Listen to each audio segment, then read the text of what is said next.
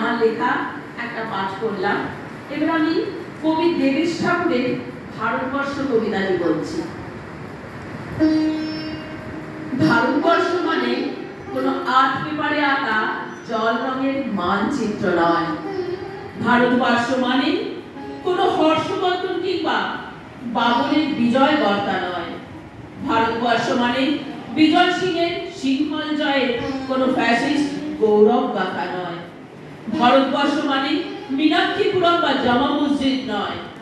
ভারতবর্ষ মানে নেহরুজির বংশবৃদ্ধি কিংবা জিন্না সাহেবের অলিখিত শ্বেতপত্র নয়।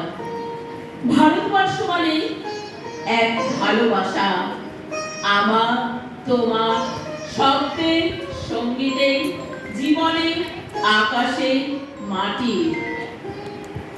আমাদের প্রাইমারি স্কুলে পরুখা সাহেব সাদা দাড়ি, মাথায় ফেজ, ড্রিল করাতেন আমাদের। ডান বা ডান বা সস্নেহে সতর্ক করতে, বাবা সকল পার হাত মিলিয়ে মিলিয়ে ফেলো। পরুখা সাহেবের গোড়ের মাটিতে আজ ফেরেশতার হাসি।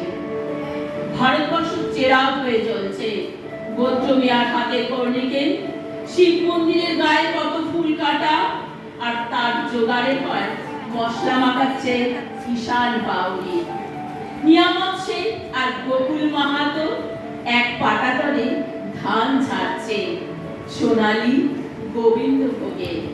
খামারে ছিকতে পড়ে সোনালী আলো, পদন মাঝি দাগ টানত যুবতী গঙ্গায়। বৈঠা ধরত হোসেনুর মাঝি, সামনে চলো মাঝি, ছাবুটে চাকা, খাকির গান, চোরাবালির চর, আর ঘূর্ণি চলার ঘাট। আমার ভারতবর্ষ এখনো কোনো সংহিতা হারিস ছাড়ায় কোজাগরি চাঁদে অকৃপণ আলো ছড়ে পড়ে ঈদগার আলো। আর রামজানি চাঁদ তুলসী মঞ্চের গায়ে পূর্ণ আলো দেয়। আমার ভারতবর্ষ মানে রবি ঠাকুরের মধ্যে নজরুল, রবি শঙ্কর আলী, আকবরের যুগল বন্দী, গণেশ পায়নার মকবুল ফিদার রঙিন ছবি। আমার ভারতবর্ষ মানে লালন ফকিরের গান। আমার ভারতবর্ষে আমি শুনেছি মোহাম্মদ রফির সঙ্গে লতার ডুয়েট, দেখেছি পাল্লা দিয়ে আজাহারের সঙ্গে শচীনের দৌড়, খেলার মাঠের প্রান্তে দাঁড়িয়ে শুনেছি নঈমুদ্দিনের তদারকি চিৎকার, বিজয়ান আকিব